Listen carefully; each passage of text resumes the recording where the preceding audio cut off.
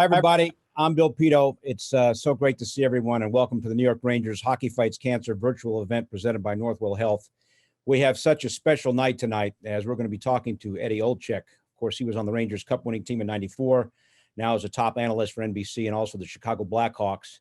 Eddie was diagnosed with colon cancer back in 2017, had a very rigorous treatment, and thankfully has been able to overcome all of the adversity with help from his family and the NHL and his friends. We have so much to talk to Eddie about in terms of early screening, the process, and even his new autobiography, which has hit the bookstores and book stands and everything else, how you may purchase books in this new era. But it's so great to have Eddie here. We'll be talking to him shortly. I want to fill in everybody about the Hockey Fights Cancer Initiative that's been part of the NHL since 1998. The goal always is to help patients, their families, and caregivers. And each year the Rangers partner with Northwell Health and the Garnet Dreams to provide hope and courage to all those involved. Last night, if you're watching, you'll have noticed that the Rangers held their Hockey Fights Cancer Night, and a special process this year as Rangers players will be wearing a custom patch on their practice jerseys from yesterday through March 29th. And the Rangers, of course, want to raise money and awareness for the fight against cancer. This collectible patch is the third in a series of 4 for this season, all tied to a different cause. You can purchase your exclusive Hockey Fights Cancer patch benefiting the Northwell Health Foundation now through March 29th. And note the website, auctions.nhl.com/New York Rangers. So it's a great cause, obviously. Hopefully you guys can participate. Again, auctions.nhl.com/New York Rangers. So without further ado, let us say hello to Eddie Olczyk. Eddie, it is so great to see you. It is so nice of you to join us. How you doing?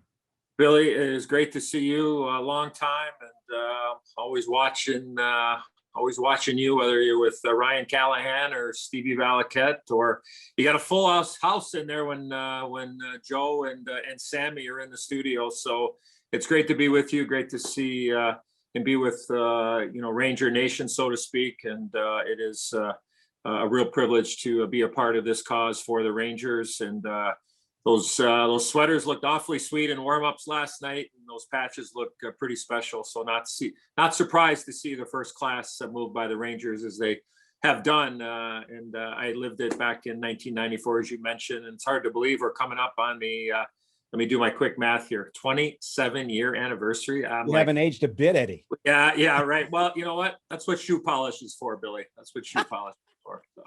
Hard to believe. Again, for everyone, you can purchase your exclusive Hockey Fights Cancer patch benefiting the Northwell Health Foundation now through March 29th at auctions.nhl.com/New York Rangers. Okay, Eddie, tell us about the experience. How'd you find out back in 2017 that you had cancer? Yeah.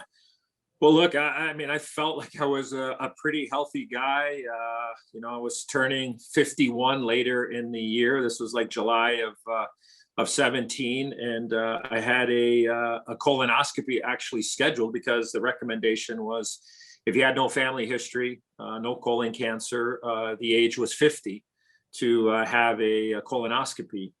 And I was a little late, I was like 8-9 months late, but, I didn't have any signs, at least that I knew. And sure enough, in the end of July of 2017, I couldn't go to the bathroom. I mean, I just flat out, I couldn't go number 2. That was just what happened for a couple of days. And that wasn't normal for me. So obviously the alarm bells went off. I got a little bit scared. And next thing you know, I'm being rushed to the hospital, and they're telling me I have a blockage in my colon, and we're going to have to do emergency surgery and clean you out and find out what is going on. So had a quick hour-and-a-half procedure to clean me out on a Sunday. And then less than 24 hours later, I had a 6-hour surgery removing a tumor, which they tell me was the size of my fist. And they sent it out. And then on August the 4th of 2017 at 7:07 p.m., I got a call from the surgeon, Dr. Scott Strong, here in Chicago. And he told me that I was diagnosed with stage 3 colon cancer and recommending 6 months of chemotherapy, and then they would reassess from there. And look, at cancer doesn't discriminate. It has affected us all in some form or fashion. And if there's anybody that is with us here tonight, I pray for them and give them strength. And to let them know to just, go day to day. That's all we can do, because in the big picture, that's what we are. But the first thing I thought of, Billy, was, well, okay, how long do I have? Like, is it over? Because when I heard the word cancer and chemotherapy, the first thing I thought of was death. And I regrouped, and I met my oncologist, and they told me they were going to put me on a plan every 2 weeks for 48 hours for 6 months, and take the chemo and go from there. And it tests your will to live. It breaks you down. It brings you to your knees at times when you're going through the chemo. So for me, all of a sudden I couldn't go to the bathroom, and they're telling me that I have stage 3 colon cancer, and you're in for the battle of your life, and that's what happened. Eddie, a lot of us, we go to get a test, right? And Yeah. just, what's it like when you get that call? I can only Yeah, imagine yeah. when you get that. You had to be concerned, I'm sure, but when that Yeah. phone rings, you hear those words. Yeah, I knew when you're getting a call from your doctor or your hospital on a Friday night after 7 o'clock, I don't care what it is, it's probably not good news. I mean, I realized that, but I knew I was sick. I knew when they said I had a blockage and talking about a tumor, I mean, your mind just goes in a certain direction. And for me, I just kind of went back to my hockey playing days, my faith, my family, my friends, to go through that. I mean, that's, none of us are invincible, Billy. I mean, we all think we are at points, and nothing's going to happen to me, and I'm going to be okay. And, but reality is, like I said earlier, we are all day to day in the big picture. But, when I was going through the treatment, I took my second treatment. I actually started my treatments on September 11th of 17. And then my second treatment was the 15th of September. And I came home, and I'm only sitting for where this episode took place, hard to believe, some 3.5 years ago. But the side effects for chemo, they broke me down. I would just get nosebleeds out of the blue. Neuropathy would set in. I developed a blood clot, and I would just go to the bathroom without having to go to the bathroom. And I'm like, I can't live like this. I'm like, I was ready to quit. And I'm not embarrassed to say that, because a lot of people that have dealt with this disease and other battles, it drives you to a brink. And I had never quit at anything in my life, whether it's playing hockey, coaching hockey, being at the racetrack and losing $20. All right, scratch that. Losing $200. I was never going to give up or quit. I mean, that's just how I was wired. But this, I was ready to bail. I was ready to quit. And my wife gave me, probably the greatest inspirational speech I ever had. And, I was ready to just stop, and whatever happened, happened. But, she looked at me and she grabbed me, and we had a face-to-face conversation down here for 30 minutes, which I cried for 35 of it. And she said to me, look, you got to fight. You got to fight for me. You got to fight for our kids, and you got to fight for all the people that love you. And I think what that did, Billy, is it just kind of refocused me and my attention. It got me into a place where, like, okay, I'm just going to get through today. Not going to worry about treatment 3 or 5 or 11 or 12. I'm not going to worry about the end result. I'm just going to worry about the rest of the day. And then I got up the next day and I did it again. If my wife wasn't as strong as she is, I wouldn't be here. I know that. And I needed that. And the caretakers and caregivers of people that are that need help, I salute them. I tip my hockey helmet to them, because they're the unsung heroes. They may not be going through a lot physically, but they're going through a lot mentally. I never saw my wife down. I never saw her weak. But I know that when she wasn't around me, I'm sure she'd let her guard down and probably wondered what the hell was going to happen with me. And one last thing on that, Billy, is that I think even though I was scared and didn't know what was on the other side, and having to tell my kids, that dad is sick and now you've rocked their world, and as a parent, the last thing you ever want to do is worry your kids. And I know I shook them to a core. And that was really hard to tell them. But the one thing that I always was blessed with and learned, I don't know how or where or why, but we all have a circle. But I've always let the most important people in my life know how I felt about them.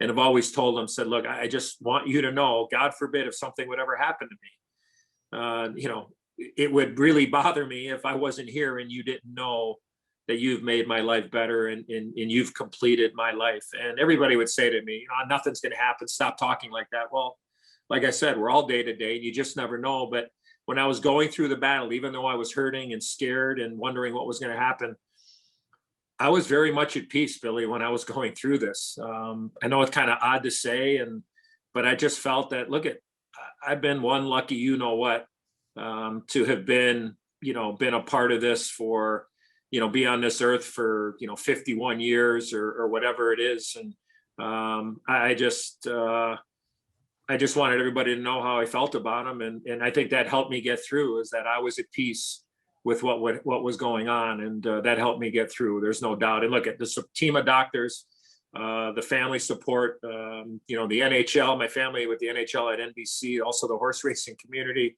So many teams. JD reached out numerous times. Johnny Rosasco, many friends there. Coach Quinn. All throughout the NHL, my former teammates reached out, and Leachy and Ricky Rod and Mike Hartman and Glenn Healy and Mark Messier. I mean, just can go on and on and on. It helped me get through, and it was a long battle, but I'm proud to say that I've been clean and clear for the last 3 years, and very proud of that, and just trying to make a difference out there and inspire people that may be going through the same battle that I went through. Eddie, you think you need to be completely honest? The kids aspect is really interesting to me. You completely honest with the prognosis? Are you saying, hey, Dad, is not only do I have colon cancer, but you know what, I got stage 3, and this is what could happen? Yeah. I think, obviously, I think, once the phone call came and I was told on that August 4th at 7:07 p.m. And I'll never forget that day the rest of my life, and just, knowing what was on the other end. And I think my wife obviously prepped my kids. And look at my 3 boys and my daughter are, I call them kids, but I became a grandfather for the first time during the pandemic. So I mean, I have, congratulations. That's fantastic. thank you. Yeah, I have older humans at home, and from 31 to 25. So again, do the math, subtract a couple of years. I mean, there were adults, and I'm sure my wife prepped them, Billy, but to see them for the first time after getting that call, like I said, as a parent, you want to try to shield and protect your kids from everything, and just, provide for them and keep them safe, most importantly, and keep them healthy. But I knew that it was going to scare them and rock their world. And, my daughter at the time, I think, was a senior at Alabama, and my son, Nick, was getting ready to go to be a freshman out at Colorado College. And my older boys were, in the hockey world and working and what have you. But, that was one of those times in my life where you feel like you let everybody down. You feel like you put a scare into your family, and look, it's reality. It is a dose of the real world, and cancer does not discriminate. And but that walk down the stairs, I think, was the longest walk I ever made to approach my kids, and it was an emotional time. But I told them I'm going to do everything I could to beat it and fight it, and they were going to be right with me. And like I said, I couldn't have done it without them. Eddie, a lot of times, unfortunately, when we start having the symptoms, it's often very serious. Yeah. Is there any way that in your case that you could have, I'm sure you said you were going to get a colonoscopy. Yeah. Right. After you were on schedule to get one. Right. What are we to do before the symptoms arise? And often in terrible cases, too late. Yeah. Well, I think what's happened now, since I was diagnosed, Billy, the recommended age was 50 years of age if you did not have any history of colon cancer, colorectal cancer. And by the way, it's colorectal cancer awareness month in the United States. But for me, they asked me, questions like, well, when you went to the bathroom, did you notice any blood or whatever? And look, quite frankly, and I said, look, if I would have known that, I would have taken more awareness of that, because that is one of the signs. If you happen to have blood in your stool, or there's blood on the toilet tissue or whatever, those are just little things again. But I had a pain in my side for a couple of weeks leading up to that. But they said if I would have had a colonoscopy when I was 45, they would have kept me from that polyp developing into a tumor the size of my fist and having stage 3 colon cancer. So now what they've done, they've recommended now, Billy, the age of 45 now. 1 in 7 colon cancer diagnosis are people, men and women, under the age of 50. So that's why they've lowered it to 45. So if you have a family history, so for my kids, just say, for example, I got it when I was 50, my children will have to get a colonoscopy when they're 40. So 10 years less from their parents. So, it just, for me, like I said, one day I couldn't go to the bathroom and it wasn't normal for me. And I knew there was something wrong. And that for me was, obviously was the major sign. But before that, I really didn't notice anything. And all of a sudden, I'm thankful that I got sick. I'm thankful that I got clogged up, because if I didn't, and that tumor bursts, you only have so many protective guards inside your stomach. And we all know what happens once it gets in there. I mean, it's not a good situation. So, but you just have to be aware. For as matter of fact as it is, you have to take awareness. So when you think about those numbers, I think it's 1 in every 23 male and 1 out of every 25 female will have some sort of colon cancer ailment in their lifetime. Now, you're a Hockey Fights Cancer Ambassador. Tell us a little bit now about the importance of this role and how and why this initiative in the world of hockey is so important. Well, look, I think it's the greatest initiative off the ice that the National Hockey League has come up with. The league does so many great things. So proud to have been part of the National Hockey League since 1984 in a lot of different capacities, whether player, coach, or now broadcaster. But, to be able to have a voice and have a platform to tell my story, I think most importantly is to try to inspire people, to try to educate people, to let them know there are many downs, but there are many ups. There are many positives that can come out of this, even though that, there are people that are in much more dire situations than I am, where I have an opportunity to help one person. So anybody on this call today with us, Billy, hopefully we could, draw attention and say, look at, like if it could happen to him, it could happen to anybody. It could happen to me. Don't push it off. If you don't feel good, raise your hand, call your physician, ask questions, especially when you start getting around to that age. And we're talking about, colon cancer in particular. But I think a lot of us, it's just human nature where it won't happen to me. I'll do it later. I'll do it later. I'll do it later. And all of a sudden you're supposed to have had a colonoscopy when you're 45. Now you're 51, 52. The odds say that you're rolling the dice. And I would rather have you I would rather have you do the colonoscopy than have to go through what I did, because I would trade in anything. Because I told you the story about the chemotherapy. I would have traded in anything to have a colonoscopy. And it's not great. You got to prep. You got to go to the bathroom for 48 hours or 24 hours before to clean yourself out, to have the peace of mind. But I'd rather give up 24 hours or 48 hours of running to the bathroom instead of going into a hospital room and having a 6-hour surgery and not knowing what was going to be on the other end, and them telling me I have stage 3 colon cancer. It is what it is. But if we can help one person, Billy, then it was well worth our 30 minutes together today. Eddie, tell us about your autobiography and how we can get it. I think you could get it anywhere at any of your favorite bookstores or online or what have you. I'm very proud of it. And some of my former friends asked me, and I say former, they asked if there were any crayons with this book. So the answer is no. It's not a coloring book. It's an actual book. And I had a chance to write a book about my life and my journey, about people doubting me my whole life, and the journeys of trying to become a professional hockey player and all the places I stopped. There's lots of talk about my years with the Rangers and winning a Stanley Cup in -- and a lot of horse racing in there, because that's one of my passions. But I think the final chapter, no pun intended, was when I got diagnosed with stage 3 colon cancer. I thought I had a story to tell, and very proud of it. And I hope I can help one person out there that would have the ability to be able to pick it up and read it and help somebody out there, because the 16 months of pen to paper would be very worthwhile if I can help one person out there either get through the day or relate to somebody that's in a battle and go, wow, I've been at the brink too. I've wanted to give up so many times too, but hey, if he wanted to give up, that's a normal feeling. That's okay. But I'm very proud of it, and lots of stories in there from hockey and horse racing and my battles with cancer, and my family's a very big part of it too. I think that's one of the things I'm most proud of. I won't tip my hand here, but my four kids, my four children, they all wrote in the book and kind of what they were seeing from their eyes when I was diagnosed. And to let everybody know, I knew they were going to be part of it. I knew the direction that the author wanted to go. Perry Lefko is a friend of mine, lives up in Toronto.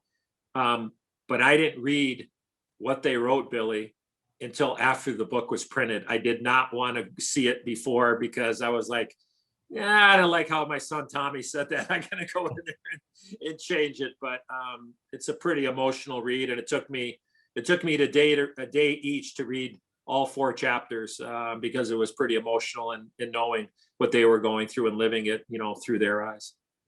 Eddie, 5 of the participants here on our Zoom will be heading home with your own signed copy of the book. Make sure to check your email after the event for more information. So that's a special treat. So how are you now, and what's it like to be a cancer survivor? Yeah, I'm feeling good. I have a big scan coming up in May. I get a scan every year. I see my oncologist now every 4 months. I graduated from 3 months.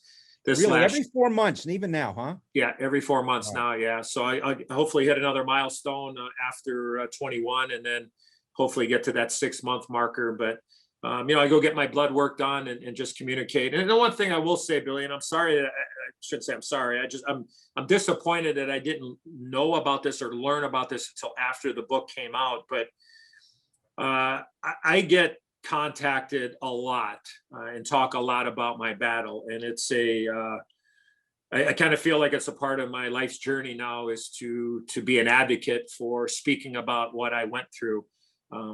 But there is survivor's guilt when you are communicating with people that are in a real tough situation, or you communicate with somebody that has lost a loved one.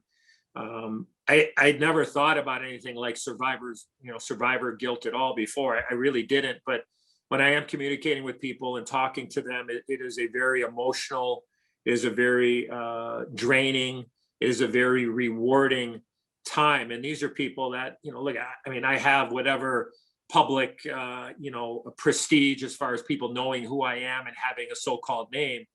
But to get on a phone with somebody that you don't know, and they open up to you and lay their heart on the table, and you do the same to them, that is a very powerful conversation. And I get contacted, I'm not going to say 100 times a week, but I'm going to say 250 to 300 times a month, where people are asking for advice, people are asking for a call, people are asking for guidance.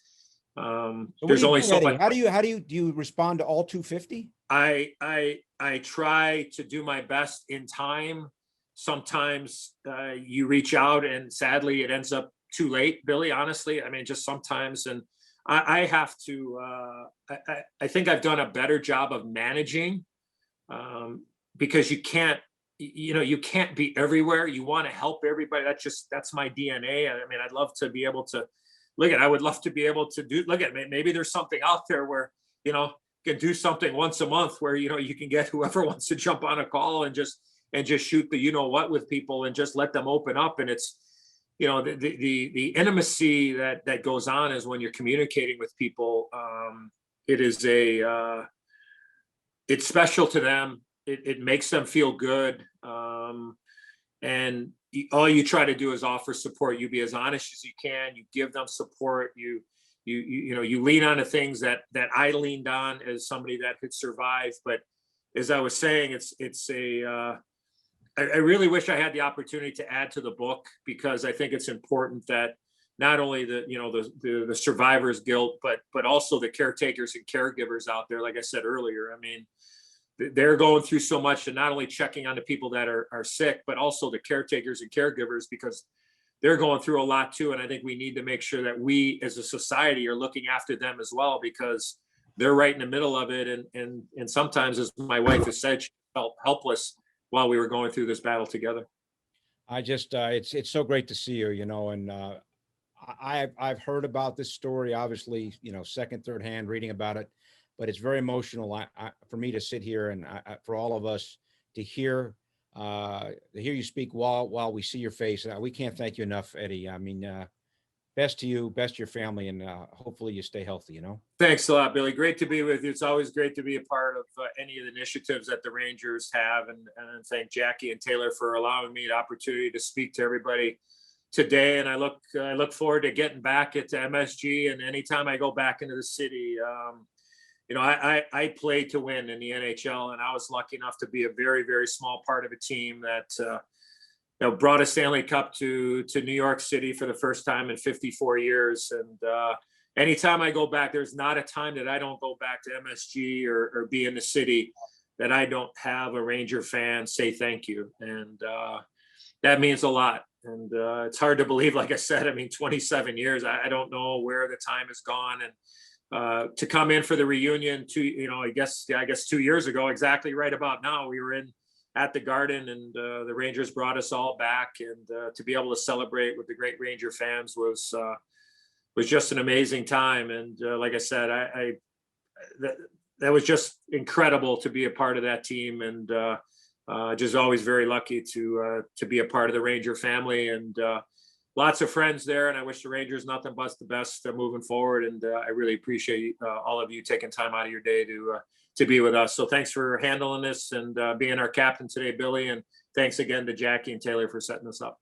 All right. So on behalf of the Rangers and Northwell Health, thank you everybody for joining us on the Hockey Fights Cancer virtual event. I'm Bill Pidto. Keep watching the Rangers, stay healthy, and thanks again. Have a great night, everybody.